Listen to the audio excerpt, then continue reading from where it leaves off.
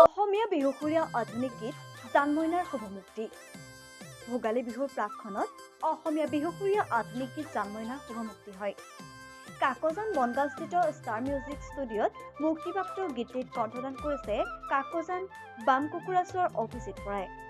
গীতটিৰ কথা আৰু সুৰ অভিজিত আৰু মানসৰ। গীতটিৰ সংগীত বাণীবন্ধনত আছে পাৰ্থ টিংকু দত্ত। জীৱনৰ প্ৰথমটো গীত আনুষ্ঠানিকভাৱে মুকলি কৰি অভিজিতে ৰাইজৰ পৰা আশীৰ্বাদ কামনা কৰিছে আৰু আগন্তুক ভোগালী বিহুৰ শুভেচ্ছা জ্ঞাপন কৰিছে।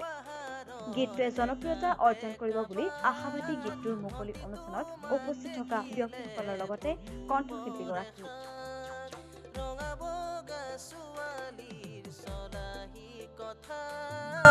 তাৰে মাজত সোমাই গলে লাগি যাবলে ঠাই গোলাপী উঠতে হাঁহিতি জিলিকে জিলিকে চকুত কাজল হৃদয়ত ৰাখিছো তোমাৰে ছবিটি তুমি এই মোৰ আকাশত তুমি এই মোৰ আকাশৰে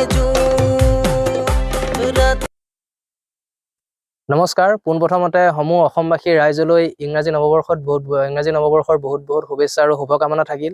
লগতে আগন্তুক মাঘ বিহুৰ বহুত বহুত শুভেচ্ছা আৰু শুভকামনা থাকিল। আৰু এই নতুন বছৰটিৰ আৰম্ভণিতে মোৰ প্ৰথম এইটো আৰু এটি নতুন গীত বিহুসুৰীয়া আধুনিক গীত জানমইনা সকলোৰে আগত আৰু অলপ সময়ৰ পিছতে মুক্তি পাব। আৰু এই গীতটি লিখিছে মোৰ বন্ধু অভিজিত আৰু মানস, আৰু ইয়াতে মিউজিক কৰিছে মোৰ বন্ধু পাৰ্থ টিংকু। আৰু এই গীতটিত মোক বিশেষভাৱে সহায় কৰিছে মোৰ বন্ধু প্ৰাণজিত আৰু লগতে পাৰ্থ টিংকু। আৰু বহুত আশাৰে গীতটি কৰিছোঁ আৰু বিচাৰোঁ সকলোৱে গীতটি শুনিব আৰু সকলোৱে মৰম দিব। আৰু সিমানখিনি আৰু বাকী সকলোলৈকে শেষত আকৌ এবাৰ ইংৰাজী নৱবৰ্ষৰ বহুত বহুত শুভেচ্ছা থাকিল আৰু লগতে মাঘ বিহুৰ বহুত বহুত শুভেচ্ছা থাকিল। ধন্যবাদ।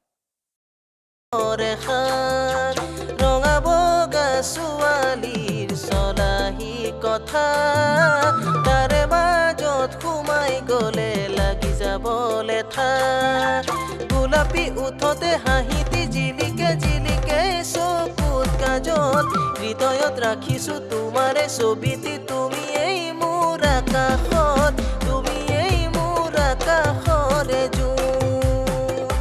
ৰাতিৰ আন্ধাৰত জোনাকী জিলিকে আকাশত জিলিকে জোন বহুতৰ মাজতে তোমাক বাছি ললো তুমি মোৰ আচলৰ ধন।